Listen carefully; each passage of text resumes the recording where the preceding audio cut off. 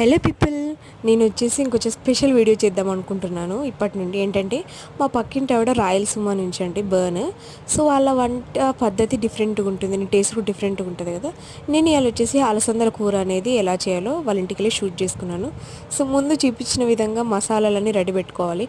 టమాటా, పచ్చిమిర్చి, అల్లము, వెల్లుల్లి అన్నీ రెడీ పెట్టుకోవాలి. అలసందలు నైటే నానబెట్టుకోవాలి ఇలా.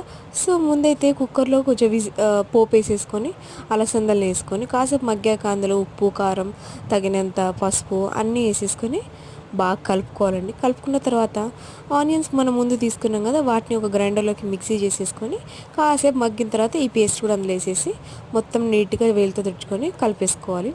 కలిపేసుకున్న తర్వాత కొంచెం తగినంత వాటర్, ఉడకడానికి కావాల్సినంత వాటర్ అన్ని వేసేసుకొని కాసేపు అయిన తర్వాత మళ్ళీ దాని మీద కొత్తిమీర, పుదీనా జల్లేసుకొని దించేయడమే. నేను టేస్ట్ చేసి చెప్తాను, చూడండి ఎలా ఉందో.